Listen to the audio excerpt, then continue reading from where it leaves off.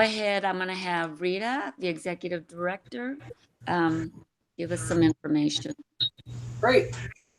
Thank you for having us today, Kimmy. We are really excited to be here because we have a wonderful partnership with the Seniors Center in a lot of different ways. And just to give you a little background, IVC has been on Bainbridge for nearly 25 years now. Started as a very small organization with just a few volunteers and working with a few residents to help with things like transportation for medical appointments and help at home, just things to help people stay independent and be able to stay in their own homes as long as they desired. But over the years, we've really ramped up our programs, and as the island has grown, now we have about 400 people that we serve on Bainbridge, and we have about 270 volunteers, I think, right now. So all of our programs and services are free of charge to anybody who can benefit from them. Mostly we're working with seniors or people with disabilities that maybe either need transportation assistance or just companionship, respite care for caregivers who just need a little break, errands, help with pretty much anything that we can do that's not physical hands-on caregiving. And that has been what we've done for the last many years, and also really expanded into doing a lot of life enrichment, what we call life enrichment programs. And Lynn will talk more about those. And Robin will tell you more about her role and kind of how she works with volunteers and the people we serve. But just to give you a little heads up, we used to do a lot of transportation for pretty much anything you could think of, whether it was getting to a doctor's appointment or going to, going shopping, or just even something enjoyable that people wanted to get out and do. And with this new reality we're all in, we've had to really rejigger our programs and be really creative about how can we still take care of people and serve people in whatever way they need without anybody being at risk from health complications, and to keep everybody from spreading disease that we don't want to do. So now we are doing only essential medical transportation. And then also we're doing a lot of shopping for people rather than taking them to the store, because the goal is to help people who need to stay home and stay healthy. So we're doing a lot of grocery shopping and picking up prescriptions, and delivering helpline food boxes, and also the Barn Bites meals. So we've really tried to collaborate with our other partners and say, how can we help you do what you need to do in the safest way possible? And this has been really tough for us, because I think Robin and Lynn can tell you too that really what we focus on and what our strength is our connections, our one-on-one connections, and that personal touch with people. And to have to pull back on that has been one of the hardest things, I think, for all of us and for our volunteers. So we've looked at how we can still maintain those connections while keeping people safe. And one of the things is, of course, we're doing our volunteers are doing regular check-in calls with our care receivers and just saying, hey, how are you doing? Is there anything you need? Do you want to talk? Do you need somebody to shop? Or just making people feel like, hey, we're there with you. If you need anything, give us a call. That connection helps people feel a little bit more like, they're not on their own, even though they can't get out and be around a lot of other people. So in a nutshell, we're taking it one day at a time and looking at how we can, maintain the highest level of service we can for people and keep those connections going. And we are looking forward greatly to the day when we can all gather again together and be in closer connection with people. In the meantime, we'll just keep on doing what we're doing and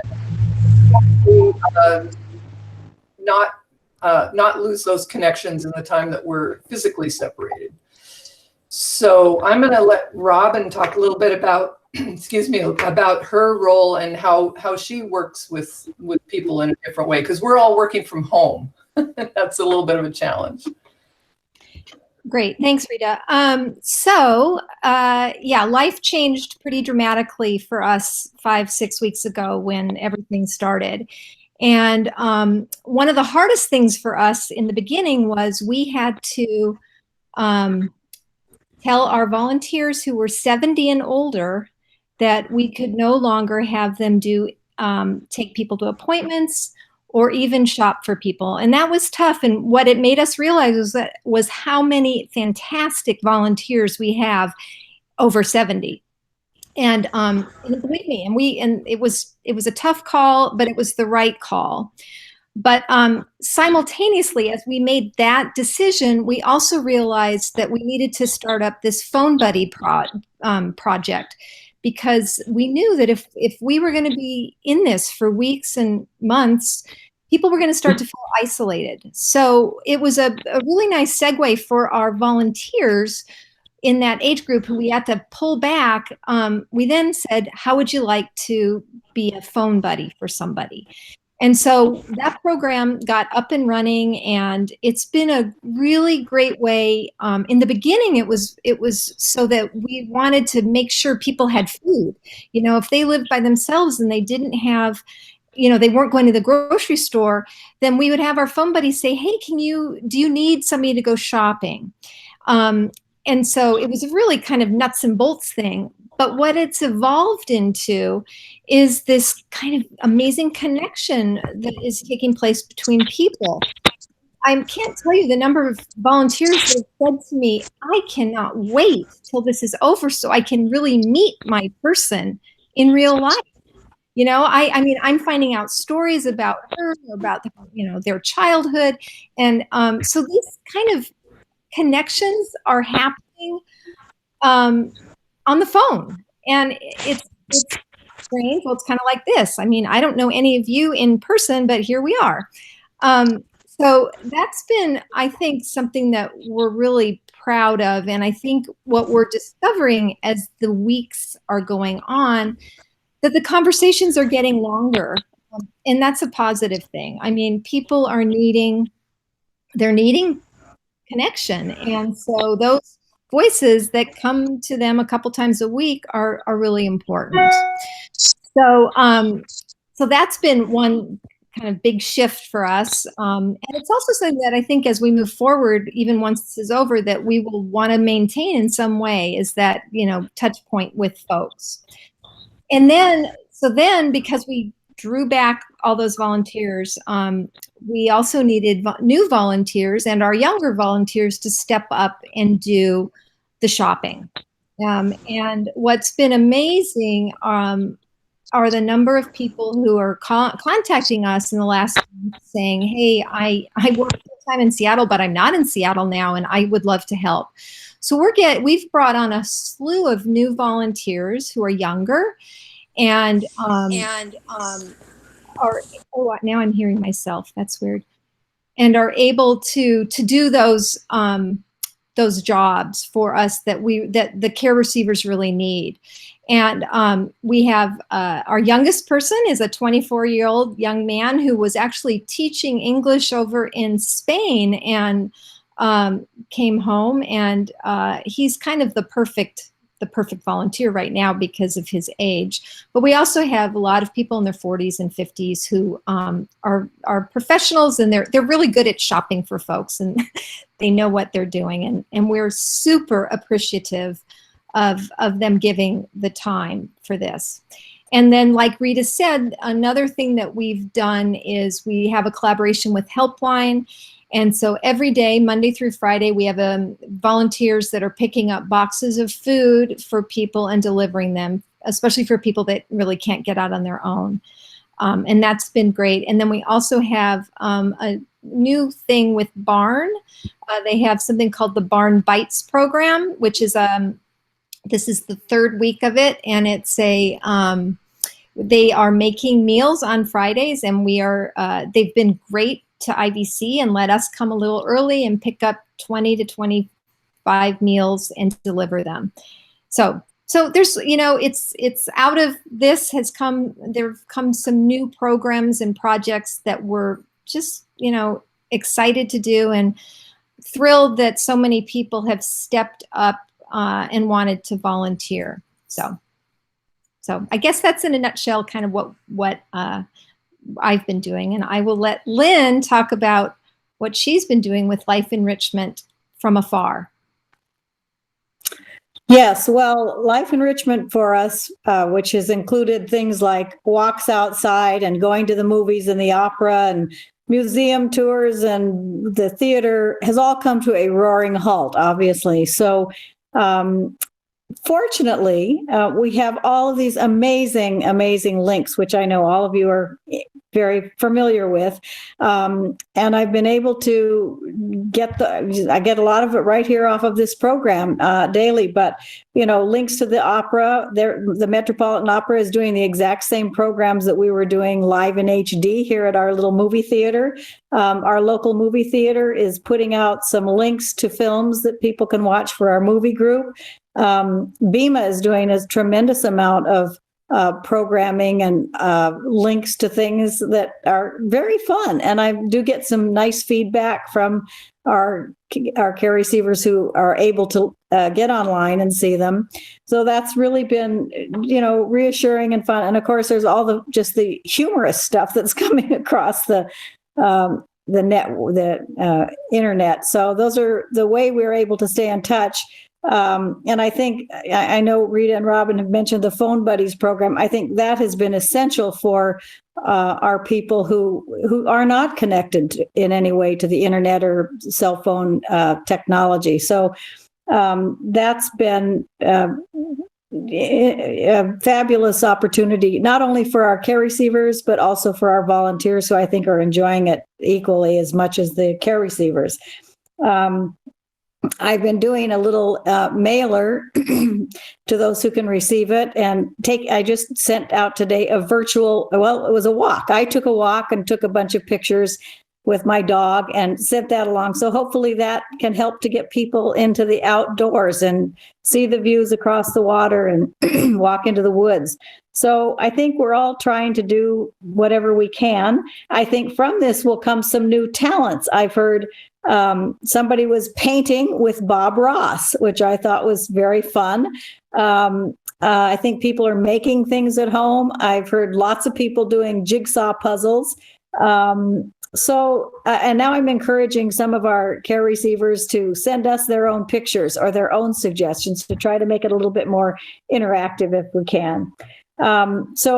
We're doing the best we can, and we would love any suggestions. I love getting the referrals you guys have been sending me and that I get off of this program. I thought yesterday's program, the library, what they're offering was wonderful for me to be able to share with, again, those who have that access to a computer or their phone. So that's our virtual life enrichment, and we're doing that the best we can. And in closing, I did want to say one thing. We do get the bulk of our funding from our auction, which is typically in July. And of course, we've had to cancel that.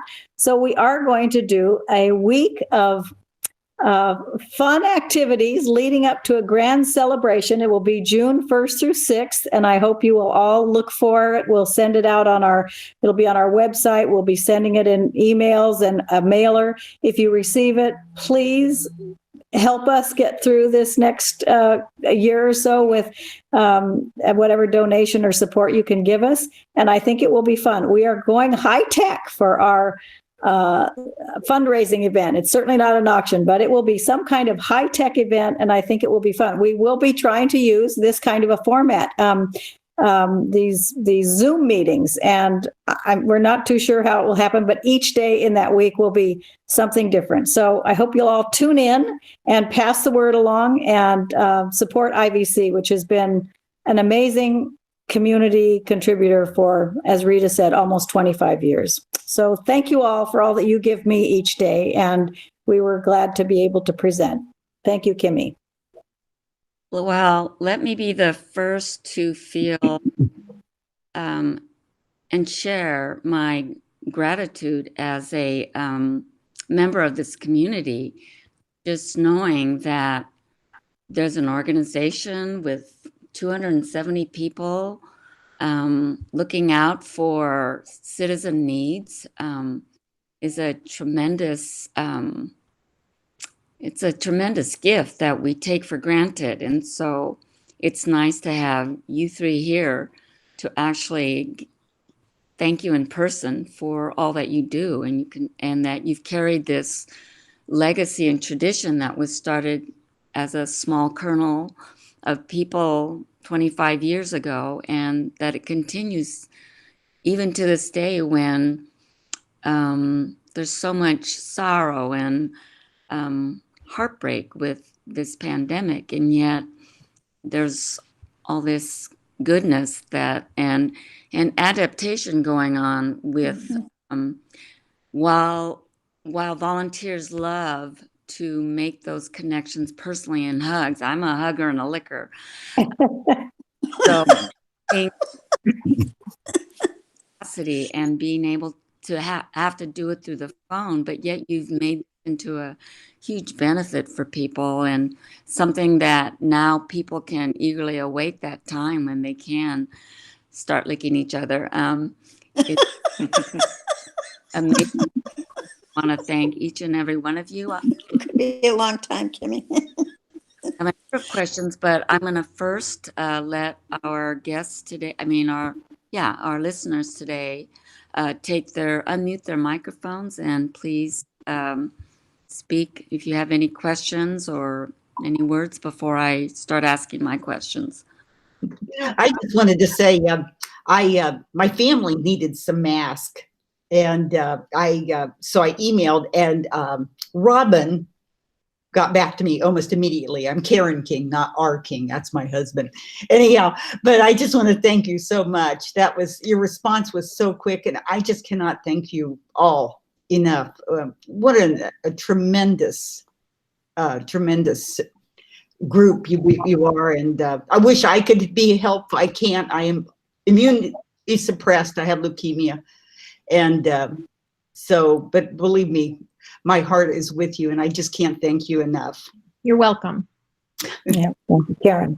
You know, my first inkling about IVC was, before it would change its name, was Helen and Craig Merrill, Jennifer's mother and father, who I didn't know at that time, didn't know Jennifer at all. But they would come here to Winslow Arms and visit with folks.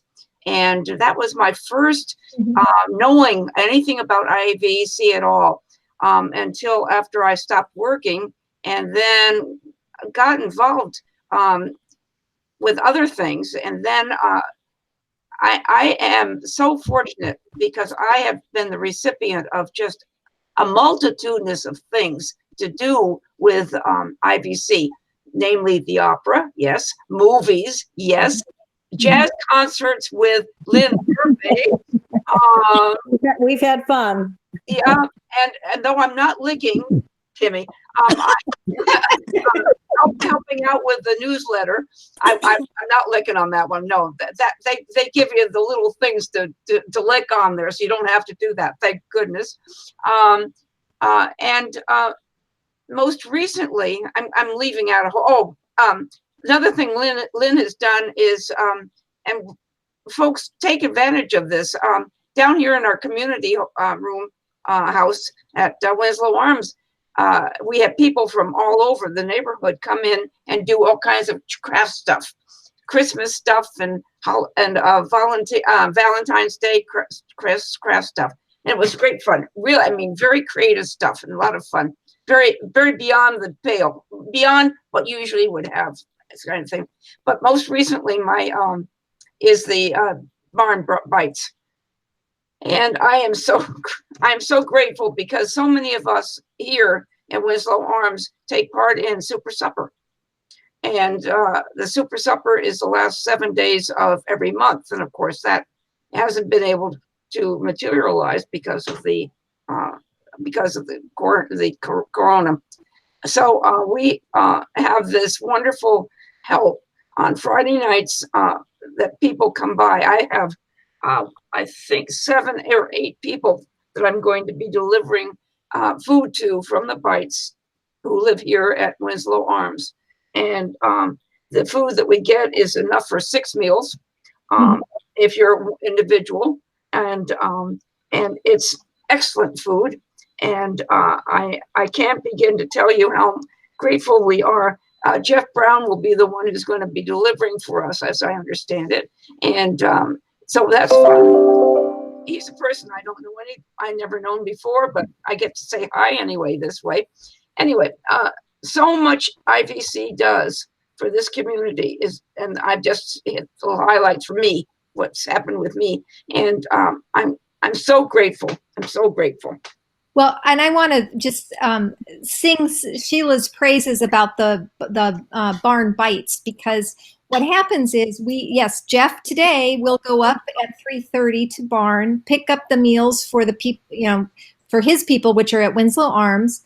He calls Sheila and says, "I'm on my way." And then Sheila has a shopping cart left out for him to put the meals in, because nobody really can go in outside of Winslow Arms residence into the building. And then Sheila will go and deliver them right to their door. So it's a win-win for us to have somebody like Sheila available to help out to get meals to the residents. Nice. I wanted to remember one other thing. Those are the flowers that come in the summertime. Yeah. Oh. And from IVC. Oh my goodness. Oh, yes. I knew that there were other things. I mean, I could go on. You guys are fantastic. Thanks, Sheila. We love you too, Sheila. Yeah, we're hoping that we do every summer, just quickly, we do what's called Flowers from the Heart, and island residents grow flowers and deliver them to the front of Eagle Harbor Congregational in the summer. We have buckets out, and then we have a crew of volunteers every day during the week who get together and assemble bouquets from all these flowers.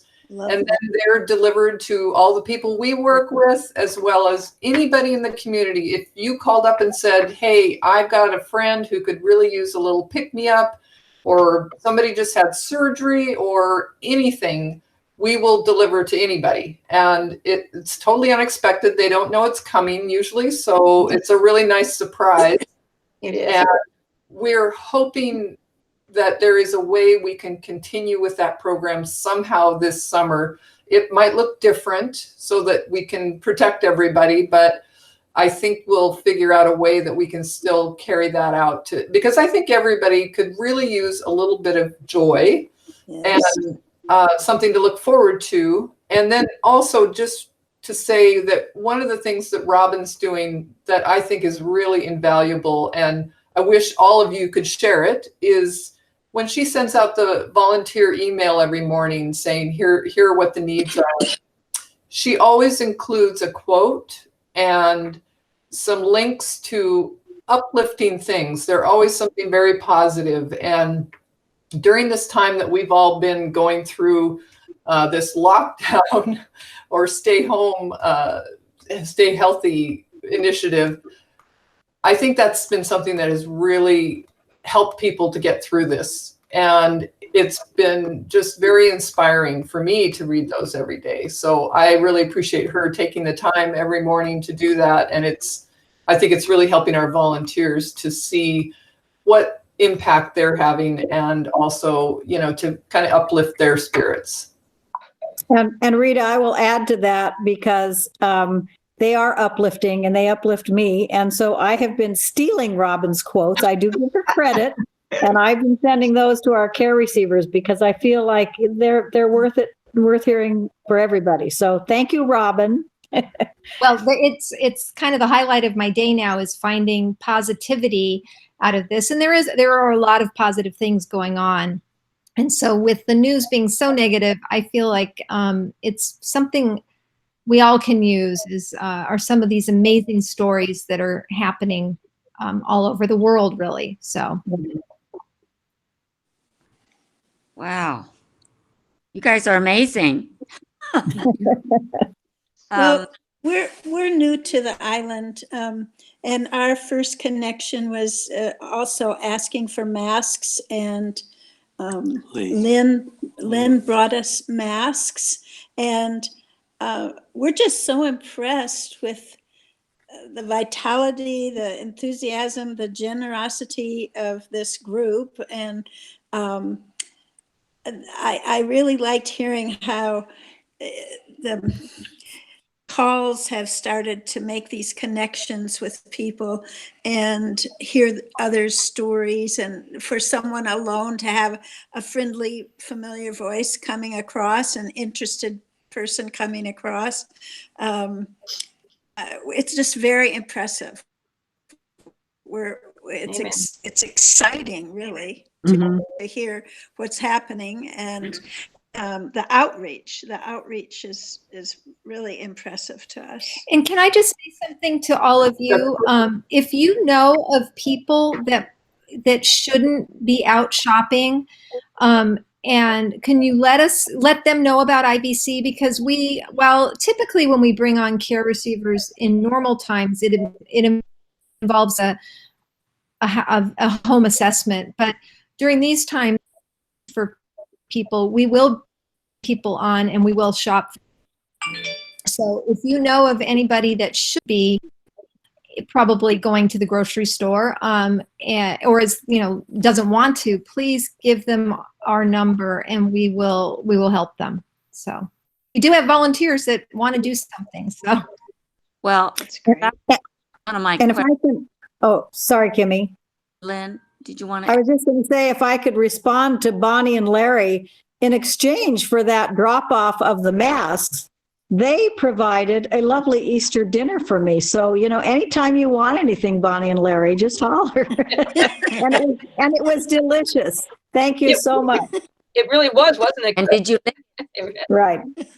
Well, it kind of made our day too, to be sharing. The good things you're feeling about this sharing, it's the same thing for us. It gave us a lot of joy. I think that it's a reciprocal thing. So it was Right. it was fun. It was nice. It was. Thank you. Very sweet. Okay, well, I was going to ask that question. It was partially answered. It was, how do people who are isolated and probably in most need of your services get to you if they're in that situation, I guess? Yeah, that's an ongoing challenge that we're always working on. And I think, we rely a lot on word of mouth, on neighbors to, alert people that we're here. We try and get the message out through all of our nonprofit partners that we work with. But it is a challenge. And sometimes the fire department will even have calls out to people and will let them know about us if they feel like we could help. And medical providers know about us. So if people are in there and they're realizing, hey, this person could really use a little extra support, sometimes they will refer people to us. And we're happy to have anybody give us a call, even if they're not sure if we can help. If you call, we'll be happy to talk to you and see what the needs are. And the one thing that we're also really trying to do is make sure that we get people to the resources they need. If there's something we can't help with, that we make sure they get to those resources. And that's a big part of what Katie Auger, our community resource navigator that we share with the senior center, does. She'll meet one-on-one with people. Now it would be over the phone typically, but she's available to help people negotiate those things like who do I call for this, or what do I need here to help myself or my family. So that's a real plus to have her available. Are one of your, thank you, are one of your resources like Map Your Neighborhood? Because Yes, of our blocks all configured and we have captains and right. it's their responsibility to check on their particular, you know, constituents, so to speak. Right. Yeah, we that's another, I work with the Bainbridge Prepares and with the Emergency Operations Center for the city during this time especially. And every time we meet, I try and emphasize that, you know, to get the message to the Map Your Neighborhood captains that we're here if they know of people in their neighborhoods that could use the support, to please let them know to call us. And yeah, any avenue that we can use is great. I would also like to just add, we have a website in case people have that opportunity. They can also look at what we do in our services and our donate button and all of that. And it's ivcbainbridge.org. So that's another way to reach us. Thank you. Anyone else have questions? Because I have a couple more, but I don't want to hog them.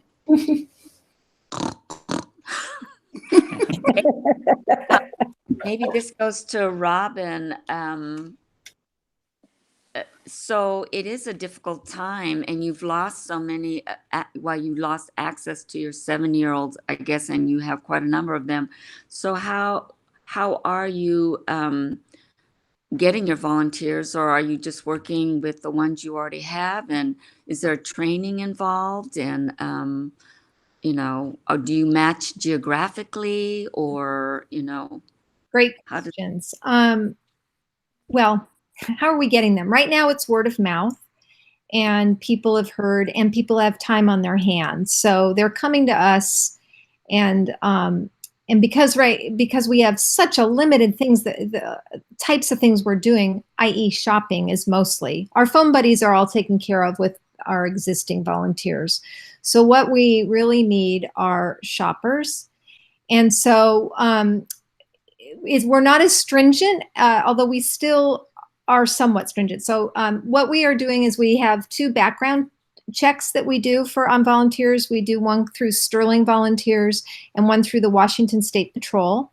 And I can do that all remotely. So that works. We can, we ask them, we have paperwork they have to fill out, and we ask for references, and we check references so that we can feel really comfortable about who we are bringing on as volunteers, that we've done our due diligence in making sure everybody is, you know, fine. As far as trainings, everything's so remote now. And so because they're shopping, I've developed these protocols about how the shopping works, and they get sent that. We have a really great online training on our website, which is kind of a moot point right now because so much of what we're doing, we're not doing. But in normal times, it's a really good introduction to what IVC does and what IVC doesn't do.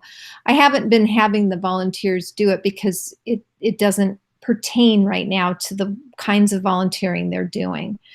You know, we thought we would need more volunteers. We've probably brought on, you know, I don't know, Rita, you said yesterday 12 or something? 14, I think. Just 14. Yeah. 14 in the last 5 weeks, that's a lot, actually. And to be honest, we could use more for them to do. So what has happened is, like with Helpline, in the beginning it was a scramble, but now we've got 5 volunteers for 5 days of the week. And so we've got a volunteer who's responsible for Monday, and that's their day. So those people are quite busy doing that. And then what we've also found is as people are shopping for folks, like say they're going shopping for Mary on Wednesday to Safeway. So they do it once and they think, oh, you know, I'll do it again. So then they become a regular Mary shopper, which is great. It's great for both the volunteer and for the care receiver because that kind of continuity is there. So we actually, whereas during a normal times, when we send out that daily email, we would send between 25 and 35 requests every day because it had everything. It had, you know, doctor's appointments and everything. So now we have maybe 5 requests that go up, and they're all picked up within the first hour because they're clamoring. They want to do something. So we that's why I put the request out to you people is if you know of somebody that could use our services, we are happy to shop for folks during this time. And so we're relying on that for both getting new care receivers as well as getting new volunteers. We're not right now actively recruiting volunteers because we really are finding we have our current volunteers are taking everything that's coming our way right now. Does that answer your question, Kimmy? Yes, and I'm so happy for that Yeah. you are getting by word of mouth. I think it just shows how much people want to help each other, and that's another great feeling to be in a community that does that. I think the only other thing that I would add to that is, as I understand it, the volunteers will not accept any kind of recompense for doing that. You have to, you obviously pay for your groceries, but they don't want any tips, for example. No tips. No tips, Sheila. That's right. But we will take donations. People always say to me, we go to the movies or we go to the operas. And by the way, all of our life enrichment activities are basically underwritten by our donors. So there is no expense to our care receivers. And they always say to me, oh, I can pay. Can't I pay? And I say, no, it's just easier for me, But if you would like to make a donation, and, we get donations from our folks, our care receivers a lot because of that. So that's a way it can be handled. Well, I was going to pose a question for Lynn, because you're the enrichment coordinator. Because so much of your activities are now moved online, I'm thinking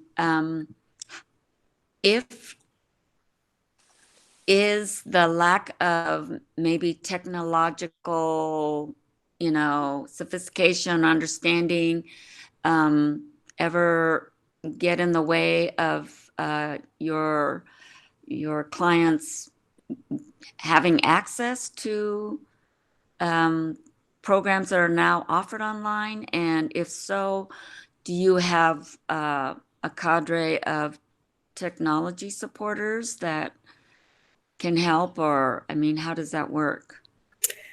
Well, that is probably my biggest challenge. And even some of the people that have internet or phone access are still not able to receive it. Sometimes it's a little bit just too sophisticated for them to figure it out. There are a few that I have called and walked through some of the steps. We can do that. And we have a couple of people a couple of our volunteers who are helpful. Like if they have a computer problem or a cell phone problem, we have some volunteers who are willing to help them with that. But for this time, I haven't found, we don't have a great solution yet for those people who either have great difficulty getting to it or don't have it at all. I've started calling a few people who I see are not responding to email, but that they do have it, and just checking in with them and saying, would you like to get them? Do you need help getting them? But it's a big task. And I'm not sure what the solution. Ideally, we'd like to have everybody on some kind of a technology platform who could be on one. Many of our people just can't do that. But so the phone calls, like I said, the phone buddies are basically reaching all of them that we can. And that has been the other solution to that. At least they have a connection. Yeah. At better times than this, obviously not now, but at better times, the Senior Center has an educational program that goes for tech assistance. But those are at the Senior Center when things get better. And that again it's absolutely free. You just go in.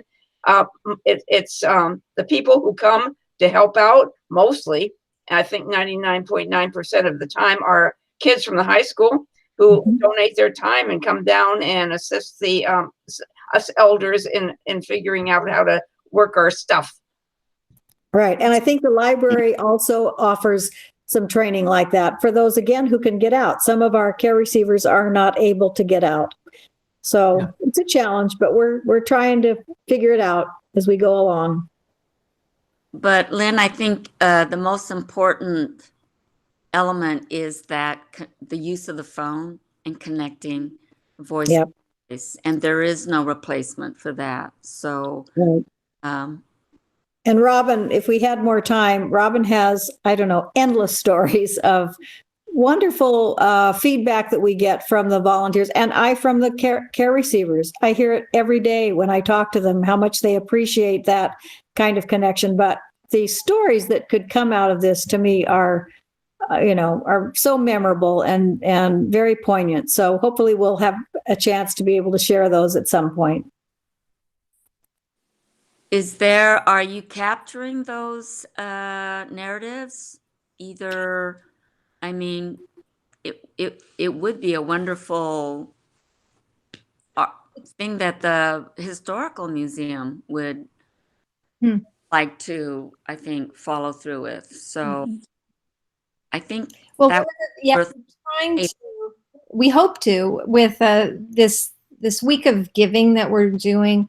We're hoping to, especially for this period right now, that doesn't take into account how we are always getting stories in more normal times, but we're hoping to bring together via Zoom, not really bring together, but have people tell some of the stories of what they've been doing and helping, how they've been helping from the volunteers' point of view, and then from some of the care receivers. I mean, how they've been impacted by IVC and having people reach out either via the phone buddy or having their groceries.